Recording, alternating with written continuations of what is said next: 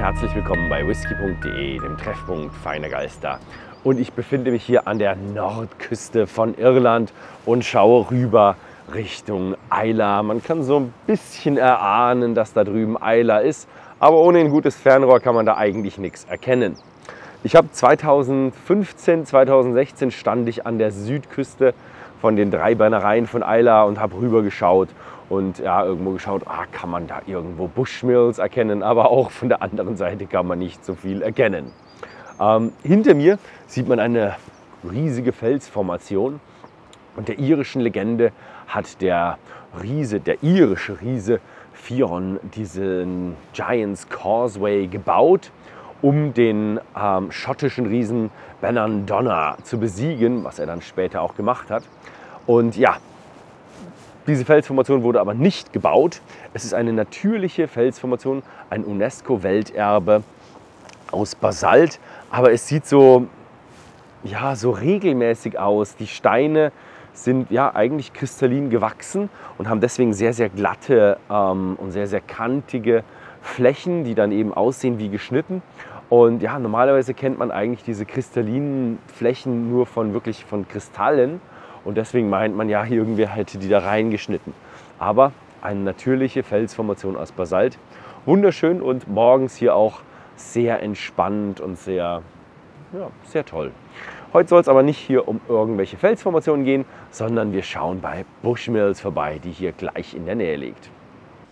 Die Geschichte der Brennerei von Bushmills ist die älteste lizenzierte Brennerei die älteste lizenzierte Brennerei von Irland oder überhaupt zu sein, denn sie haben hier ihre Lizenz und es ist, ich weiß nicht, ob es wirklich eine Lizenz ist, aber es ist, glaube ich, eher ein Gesetzestext. Wenn man nämlich von oben anfängt zu lesen, wird erstmal erklärt, dass das Parlament jetzt gesagt hat, das Brennen von Aquavite ist jetzt verboten. Und hier unten steht dann eben die Lizenz, die ausgegeben wurde.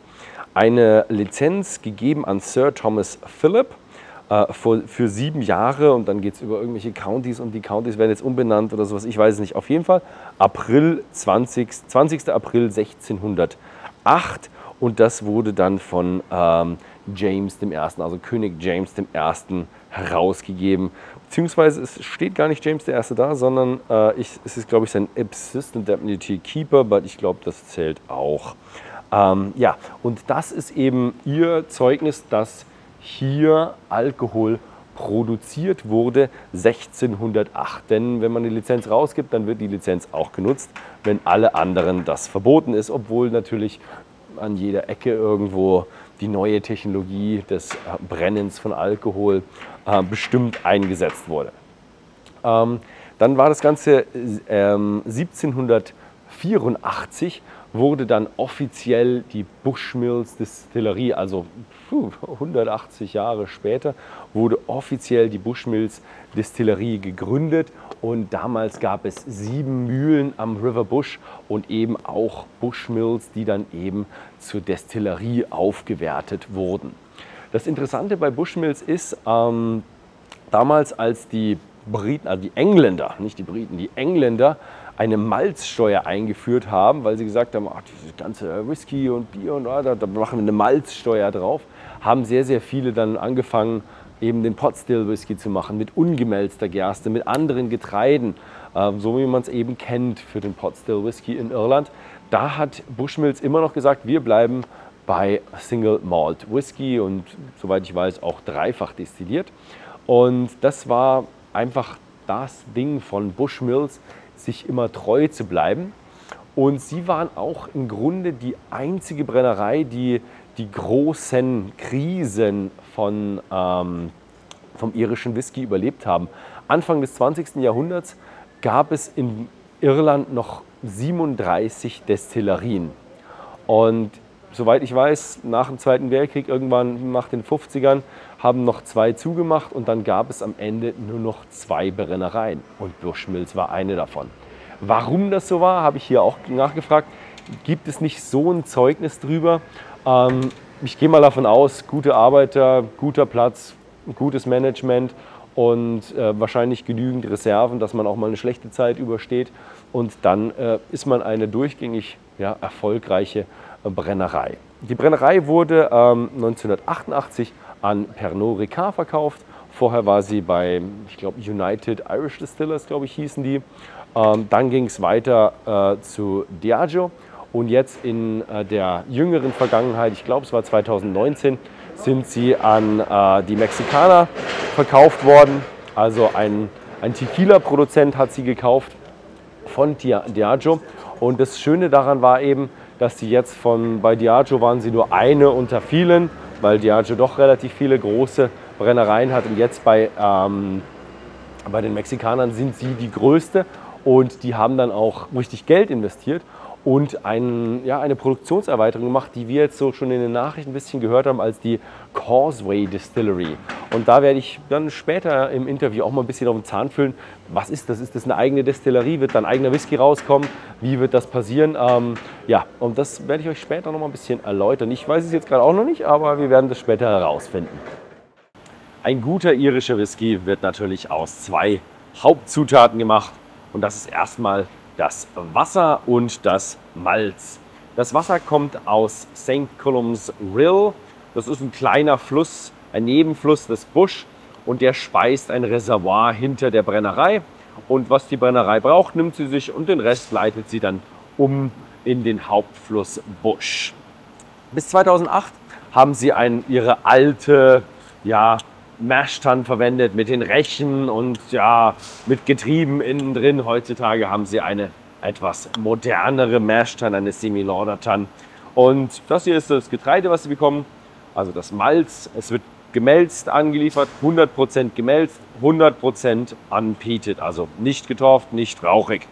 Wird dann hier grob geschrotet und dann in der Mash-Tun in 3 Maischvorgängen gemaischt und abgesiebt. Es sind circa 11 Tonnen pro Mash und sie haben so 600 Tonnen pro Woche an Verbrauch. Am Ende kommen dann 48.000 Liter Maisch raus, die dann richtig schön zuckrig und gut zum Fermentieren ist. In der Fermentation wird natürlich der Alkohol erstmal produziert. Sie befüllen jeden Washback mit 48.000 Liter Volumen, also eine Mash-Tun, aber es variiert natürlich je nachdem. Und die Washbacks sind auch bedeutend größer. Ihre Kapazität liegt irgendwo bei 60.000 Litern. Und man hat sie deshalb zu groß gemacht, weil man oben keine Rotoren drauf hat und auch nicht an irgendwelche Antifoams glaubt. Von den Geschmacks, sie fermentieren 50 Stunden und sie zielen auf einen leicht fruchtigen Geschmack ab. So ein bisschen so, sagt mir so, man riecht so ein bisschen Bratapfel, Apfel, Früchte, Birne. So in der Richtung geht das Ganze. Und das ist für 50 Stunden relativ plausibel. Insgesamt sind es hier in diesem Raum 10 Stück. Aber durch die Erweiterung, auf die wir später nochmal eingehen werden, sind wir dann insgesamt schon bei 19 Stück. Die Brennerei ist ja bekannt für ihre dreifache Destillation und sie haben 10 Brennblasen. Die ersten Brennblasen, die Wash-Stills, werden mit 12.500 Litern befüllt, also ungefähr ein Viertel von einem Washback, manchmal auch mit 12.500, kommt so ein bisschen drauf an. Und die feuern relativ schnell durch im Rohbrandverfahren. Und dann geht es weiter mit 4 Intermediate Stills. Bei denen werden dann schon Cuts gemacht, also der Vorlauf und der Nachlauf weggenommen. Und natürlich auch der alte Lauf wieder recycelt. Und was auch schön ist hier, ist, man hat den Spirit Safe und da wird alles noch manuell eingestellt und alle Stills werden die Schnitte und die Alkohollevel werden dann noch manuell gemessen mit diesen kleinen Schwimmern und so. Und ja, das ist eine ganze Menge Arbeit, wenn man dann 10 Stills vor sich hat. Am Ende sind wir in der Spirit Still, die sind ein bisschen kleiner und die brennen dann natürlich im Feinbrandverfahren und bekommen dann mit so 3.500 bis 4.000 Litern Volumen raus. Und die Schnittpunkte, die Geschwindigkeiten und alles hier wird so eingestellt, dass wir einen smoothen, also einen weichen, fruchtigen, leichten, schönen Brand haben. Und außerdem kommen wir bei ca. 87% raus. Also sie brennen relativ hoch. Das macht das Ganze natürlich ein bisschen leichter. und nimmt so ziemlich alle Gewürze an der Stelle raus. Also es ist wirklich schöner, gentle, smooth Irish Triple Distilled, was hier produziert wird. In der neuen Brenne, die Causeway Distillery, die ja ein verlängerter Arm ist von Bushmills, die haben auch nochmal den gleichen Aufbau. Jedoch ist das alles ein bisschen einfacher aufgebaut, weil hier ist es historisch gewachsen, wo es bei der Causeway konnte man so aufbauen, dass man alle Stills zur Wartung schön raustransportieren kann, während man hier das komplette Dach abnehmen muss. Also wenn eine Still hier irgendwo eine Macke oder eine Mucke hat, dann ist das hier schon eher ein größeres Problem als in der neuen Distillerie. Die Bushmills Distillerie hat 20 Warehouses hier on-site, die ungefähr 480.000 Fässer lagern, was auch derzeit so gelagert wird. Aber sie haben schon weitere 30 Warehouses, also außerhalb von Bushmills, gebaut, einfach um mehr Lagerplatz zu haben. Und ihre Fasskapazität, die sie lagern, oder die derzeitige Lagermenge, die steigt auch, da sie ja gerade oder in letzter Zeit erweitert haben auf 10 Stills. Deswegen haben sie natürlich höhere Produktionskapazität und deswegen steigt die Lagermenge in Fässern. Und hinter mir sieht man, das sind so die Fässer, die noch befüllt werden wollen. Die dürfen draußen im Freien erstmal warten und werden dann befüllt. Die Brennerei befüllt 4 Arten von Fässern. Sie befüllt erstmal die normalen amerikanischen Bourbon, Ex-Bourbon-Fässer. Dann haben wir spanische Oloroso Sherry-Fässer. Dann haben wir noch Portwein-Fässer.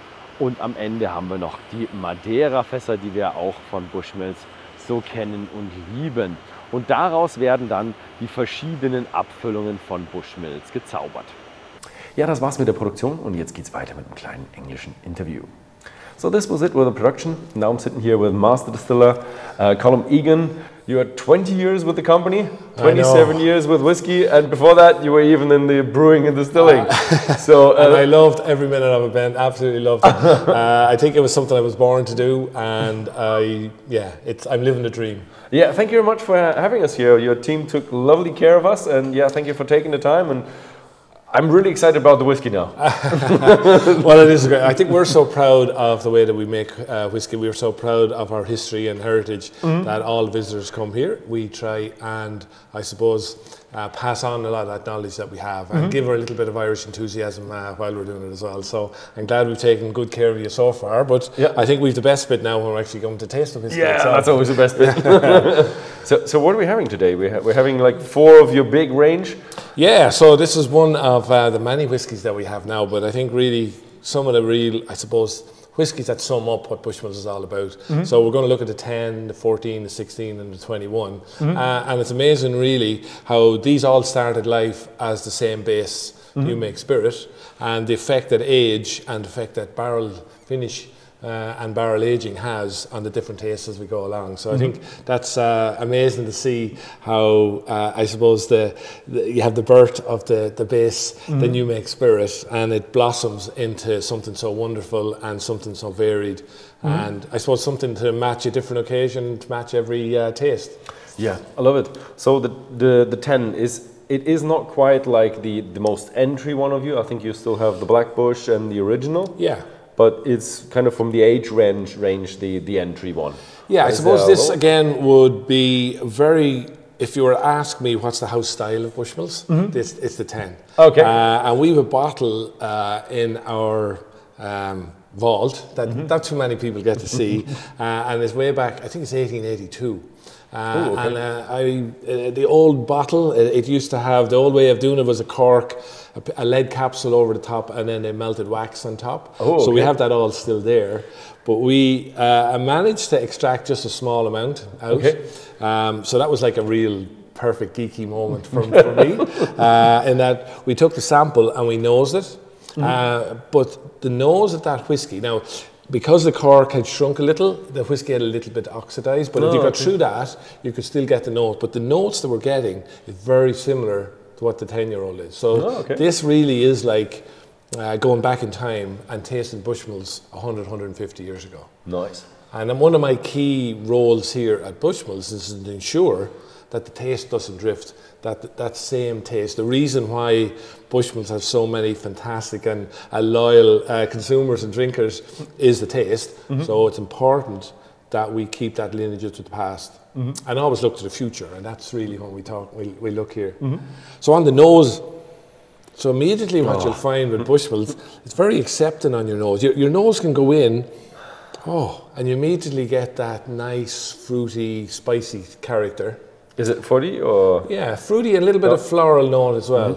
But is it 40% or is it higher? Oh, sorry, yeah, this at the moment is 40%. 40%, yeah, okay. 40%. So yeah, but it's lovely and gentle. Yeah. Fruity note, a little bit of a chocolatey note in there. Yeah. Is it bourbon or do you have anything else in there? So this is mainly bourbon. There's a very small amount in sherry just to give it that Bushmills fruity character. You'll mainly get the sherry character when you taste it on your tongue. Okay, nice. So a really gentle, you feel the Irish triple distilled fruity character. Complete absence of any smokiness that you may get in some Scotch, or the very heavy woody oakiness that you might get with some bourbon. Here you immediately get the distilled character and then the influence from the bourbon barrels mainly, which is that nice vanilla, milk chocolate, caramel, toasted wood character. Yeah, it works well with that smidge of sherry. Yeah, just a little bit of sweetness. Yeah. So just on the palate then, if you take a sip. So immediately you get, it's very welcome, and it's a friendly whiskey, so it's welcome on your palate. And what I find is each time you roll your tongue, you get that big Bushmills fruity character that blossoms on top of your tongue. Then the little notes, then you start getting a little bit of vanilla, honey, a little bit of milk chocolate on the inside of my cheeks. Oh, that reminds me of something, some candy. Yeah, I love it. But it's nicely and sweety, fruit. Yeah, and very, very pleasant. It melts. It just melts on your tongue. And what I find is what's quite unusual with the 10-year-old. Each time you roll your tongue, you get a little bit of dryness in the back of your throat, but you get a little bit of the fruitiness here. So it's very unusual to get that contrast in a whiskey. But it's fascinating on the palate. Yeah. What I also would recommend is this is a nice whiskey if you have a friend you want to introduce to whiskey and you're a bit afraid that it's a bit too hefty for him, so that would be, I think, a good beginner's whiskey.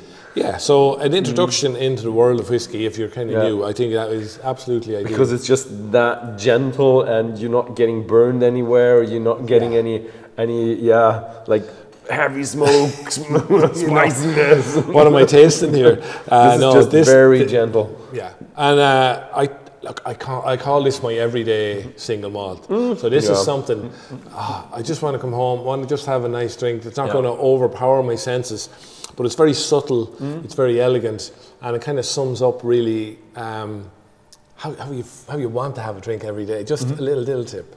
Only one, of course. We have to drink responsibly and all the rest.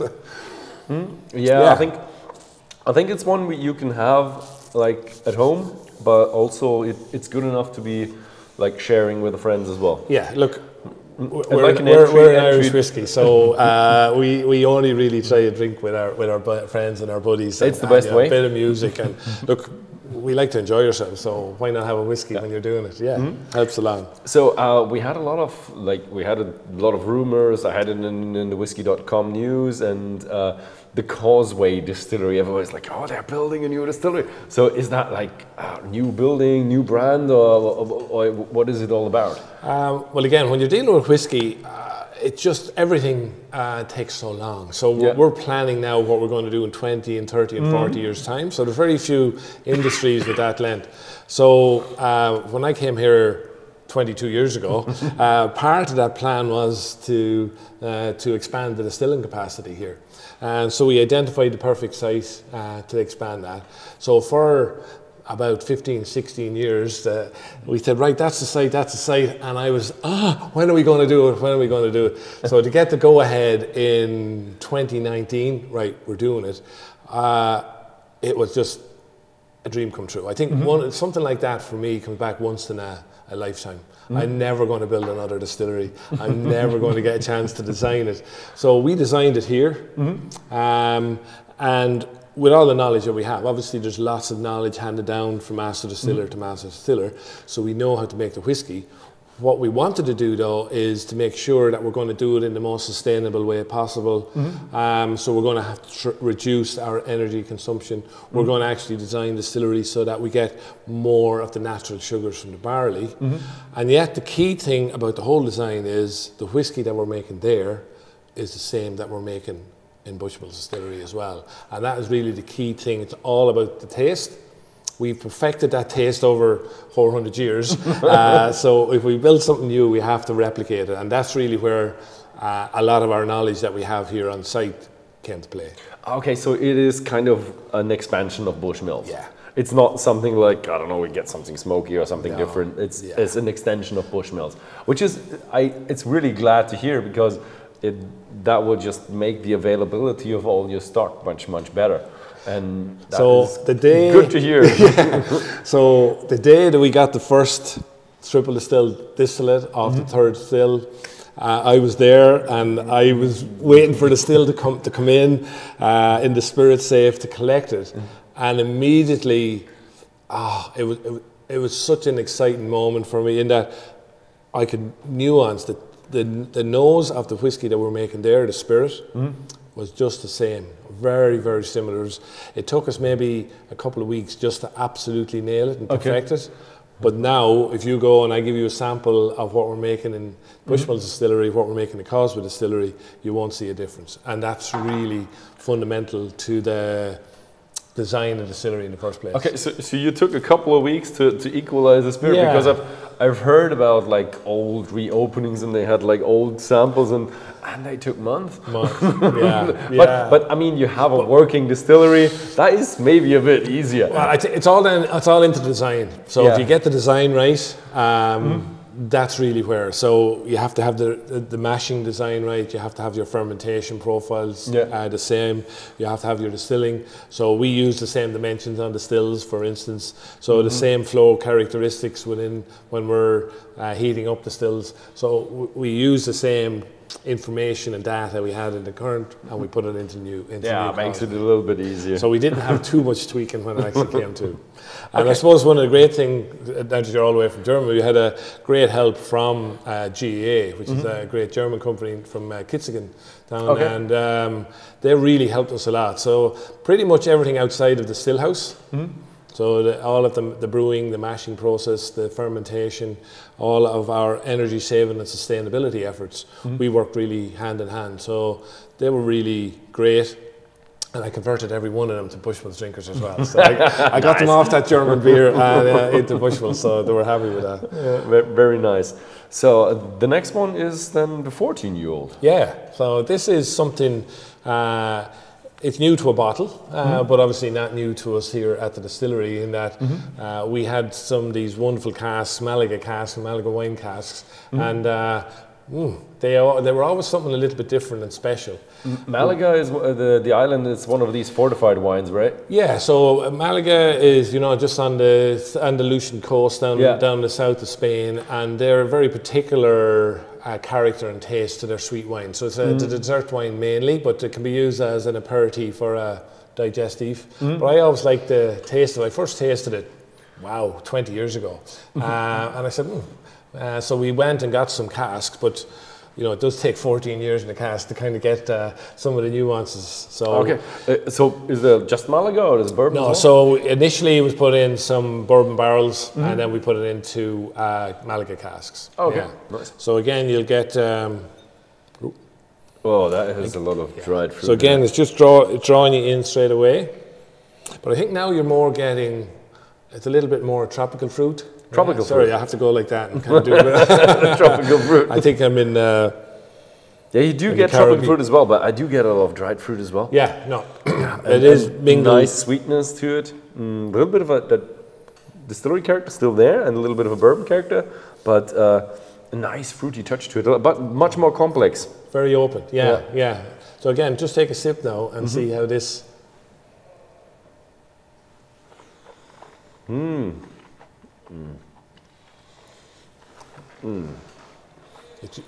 You have to stop talking for a minute, don't you?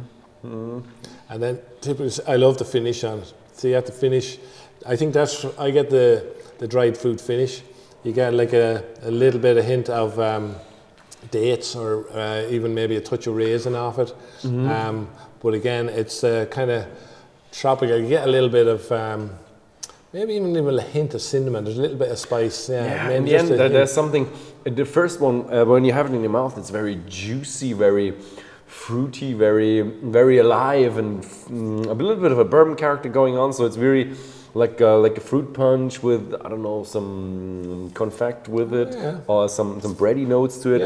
And when you swallow it, you have that cinnamon. You have a bit of dried fruit. It feels like a little bit of a Christmas touch to it, not too much.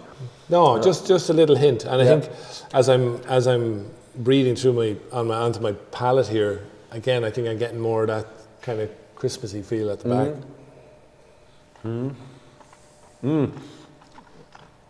Very juicy, very alive in your mouth, though. Yeah, see how it's triggering and activating a lot of your senses here, and you're salivating a lot. A little bit of a journey, this one, because the aftertaste is more a little bit of spiciness, a little bit of more dried fruits and kind of that, where it starts off very juicy and very sweet on the nose. It's a little bit of a journey in there. Yeah, we like to offer little, I suppose, taste challenges within all our whiskies. So, oh wow, I'm tasting one thing when I'm nosing, a little bit different. I think that's all about the complexity, and you'll see even during the day and yourself and your own palate, that kind of that changes again, and your perception of what you're actually having at different times. So, but there's a lot of character in there. If we compare it to the, I suppose, original, what we're doing is we're building on a lot of the intensity. So really, when you use fortified wine casks, the intensity levels kind of jump, and you exaggerate some of the fruity characters that are already present in the distilled spirit. So the fruity character there, again, some tropical, I would say, you know, almost, I wouldn't quite go as far as pineapple, but like, you know, that kind of fresh, fragrant kind of fruit that you would get, a summer fruit. Yeah, you do have a, like tropical, fresh tropical fruits, like a, what's it, Guadeloupe melons, but also a lot of pears and green apple in there, and a little bit of a malty touch to it. What my one question is, maybe you can answer, and maybe it's lost in due history, but what I found very interesting is that, like, you had a big whiskey crisis in Ireland, and I had a lot of distilleries like, this is when we went down, and this is when we went down, this is when the others went down, and you survived these whiskey crises. So what's the secret then? Well, I think the secret is what's in front of us. Okay. Yeah. So, so I think we've never compromised on our, I suppose, principles of how we make whiskey. And I think we've built up this very core, loyal following of people who like Bushmills, and we have maintained that taste. So no matter what crises or what the world was doing at that particular time, we maintain the same way that we distill. We maintain the same really practices of only use the best wood. We maintain the practices of aging that wood, aging in that wood for certain periods of time. So we never relented on that quality feel. So I think that sees you through a lot of those crises, because people will still drink it even in those times when things aren't bright. And then what we try and do then is we build when times are better, you know, and over 400 years there's been a lot of history, there's a lot of turbulence in the world during those times, and we have, but I think we came out stronger each time. Like if you go back to the late 1800s, there would have been over 100, 150 small distilleries in Ireland. And yet, if we really project back into the 1960s, there was only 2. And now we've gone through this period of growth again, and there's over 40 again. So, but Bushmills is pretty much grown throughout that whole period. We you know, but and a number of markets has grown. But I think by sitting really with the fundamentals of taste, that no matter what we do, it's all about the whiskey. Yeah, it is. In the end, it is. That does us the best. Yeah, for me, it can be only like probably a combination of things like dedication from the people at the distillery, good product, and like good management. Well, that must be it. So that was. We're very fortunate, I suppose. That, like, you can't make and you can't have great consistent whiskey without having great people behind it. So if you come and, you know, everybody that you'll meet here has got a real pride and a passion, you can't make consistently high quality spirit, consistently high quality whiskey, unless you really have a attention to detail, that ownership of it all, and every single person.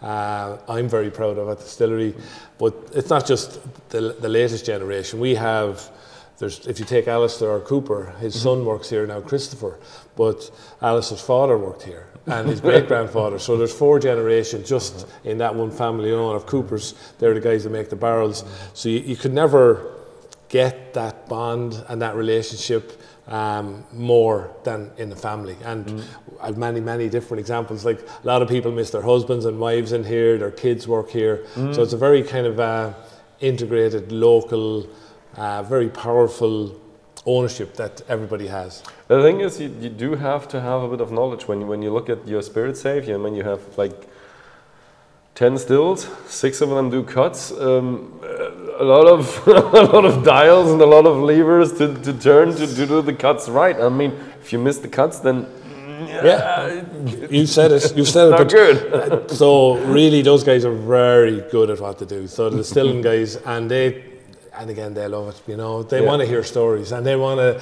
How are we doing in Germany? How are we doing across the world? Because they're distilling it, so sometimes it's hard to imagine where is all this whiskey going. So to be able to tell them stories of how people enjoy it around the world, that really gives them all I suppose, an added bonus, an added boost to their day. So the 16-year-old that has a bit of a background with us because we gave it a gold award. Oh. I'm not quite sure when we did, but I remember that we did give it a whiskey.com gold of it is a special whiskey. Year. It is a special whiskey, and I would say the thing is it's a really good whiskey, and the price is in the low 3 digits. It's a whiskey that can really go with a lot of whiskeys that have 4 digits on it. Can be shoulder to shoulder, and that is the beauty of that thing. Yeah, I think a lot of people who enjoy other whiskies of the world, if this was the only Irish whiskey that they were to taste, it would whoa. It's kind of a real great introduction into what Irish whiskey can do. And the 16 is really represented as 3 woods, so it's 16 years in bourbon, 16 years in sherry. We age it then and marry the bourbon and sherry casks for 6 to 9 months in a port cask. So we start tasting that after about 4 months, and just when we think it's right, that's a 16, we need to take it out of the port cask. This is a great nosing whiskey. You can kind of sit here, nose. This is like a velvety touch to it, you have that great port and sherry in there. But it's not overwhelming. That's the beauty. You can have like a sherry bomb that is just too loaded with sherry, and this is not. This is just like a velvet glove. I like that. And somebody told me once it was a gift from God. So I think it is. Now you just really find the right mixture. This is I think you're going to get that nutty character that you might get some of our other whiskies in Blackbush, and so you get the nutty character here as well. So it's deeply complex as well.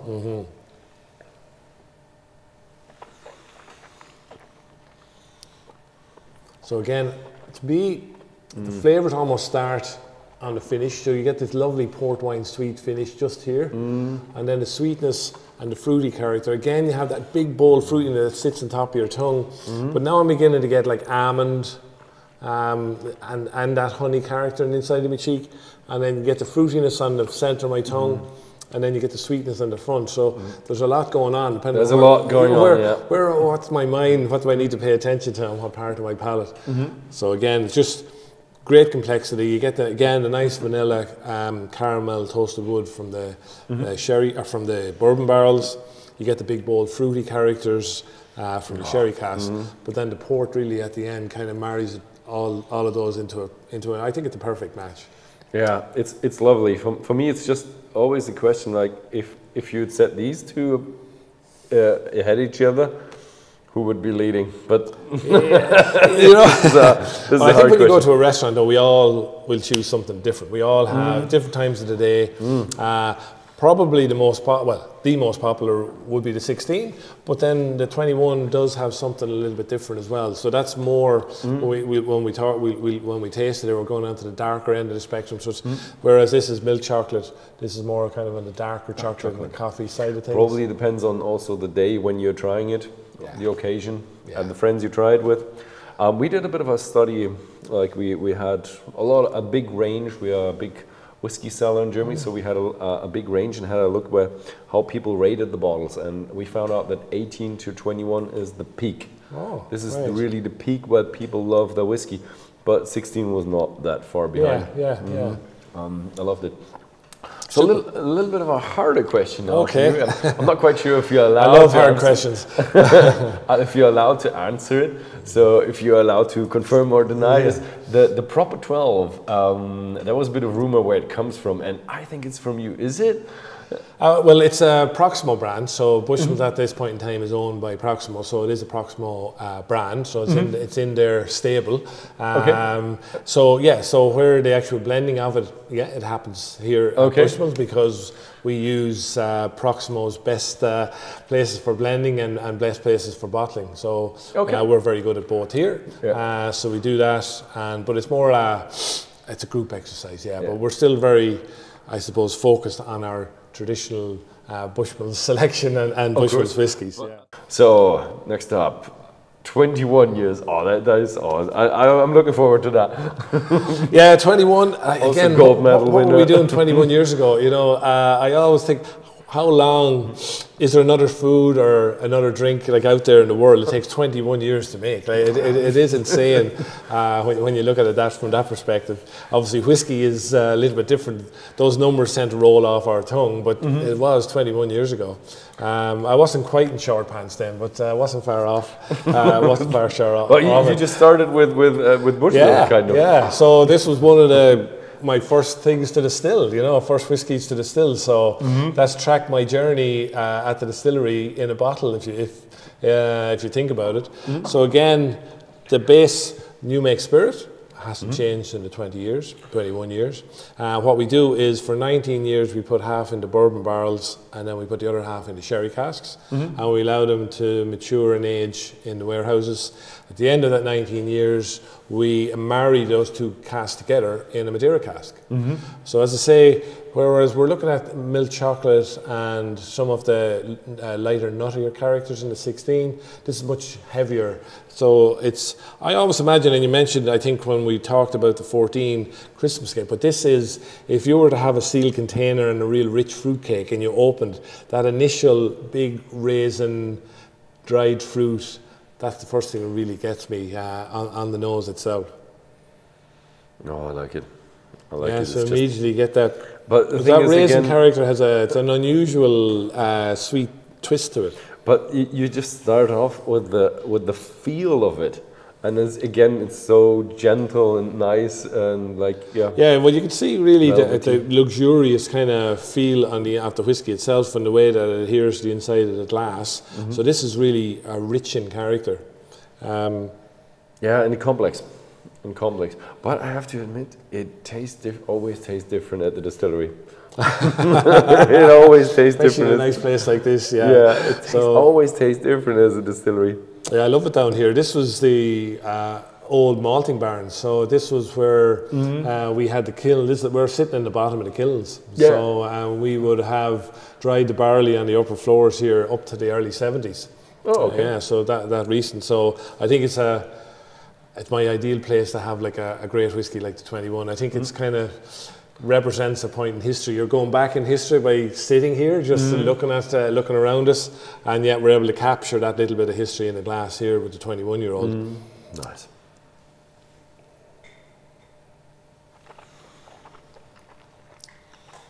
So you get I get a lovely toffee.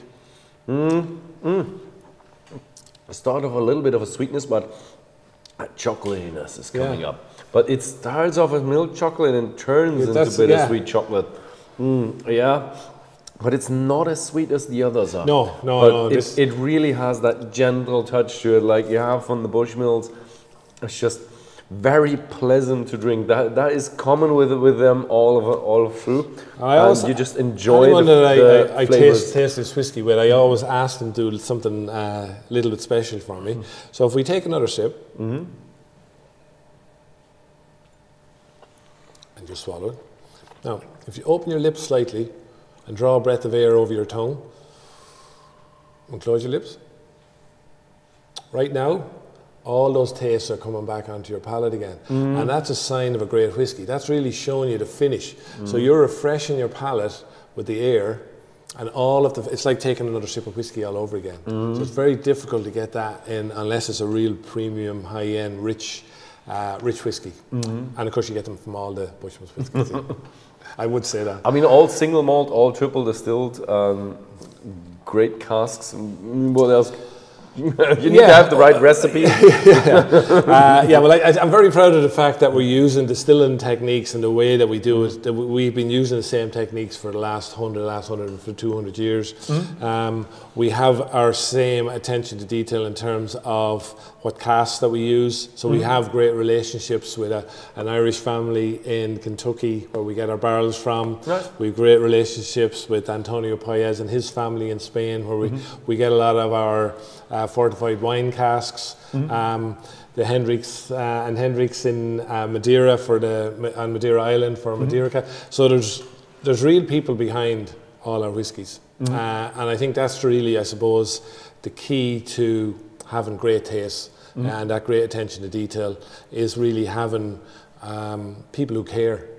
And not just the people here at the distillery, but everybody. So it's kind of like a family ethos, and that's what I suppose has one of the things that's kept me so happy in all my time here. It's that real deep sense of being here at that particular point in time. I'm very fortunate that I'm just here in these last 20 years, and hopefully I'll be here for another few. But I want to make sure that all of the ways of making whiskey endures, so that in another 100 years or another 400 years, we're still tasting very similar tasting whiskey that we've always done.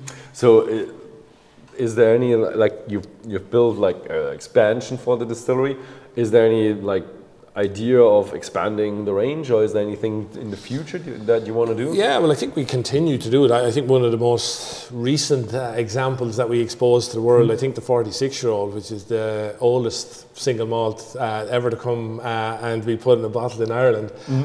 Like, obviously we have been tracking a very small amount of casks for a long number of years, for 46 years. And for the time to come to open that, you know, take the bung out of the barrel, to take that whiskey out and to put it into a beautiful bottle, I think it's very poignant, and it's very kind of meaningful, because it's taken so long. I wasn't here 46 years ago, but something you inherited. Yeah, something I was very proud of, to be able to put it in a bottle and you know, be able to give to and offer to a select number of people around the world. So 44 years ago, it's still unpeated though then. Oh yeah, like we, yeah. So it's what we're trying to do really is to anticipate what our current Bushmills drinkers are tasting, but also try and attract more people into the Bushmills category as well, into the Irish whiskey category.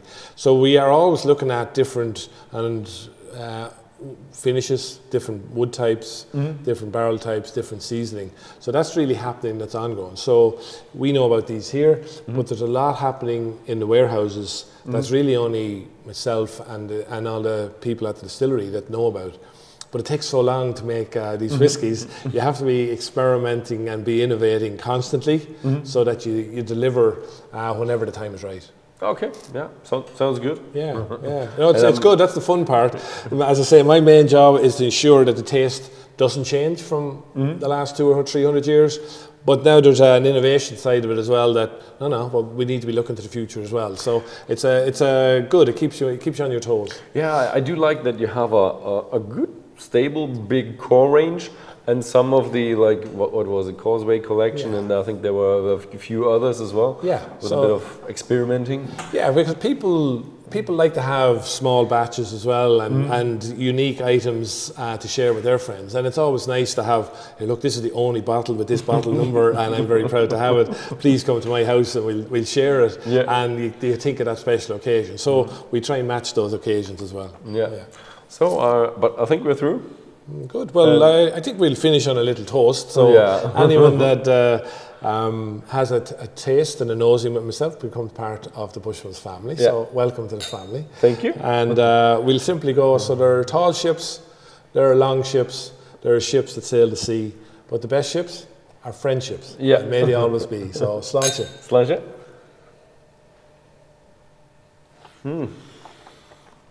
Any excuse to have another drop of that 21. Yeah.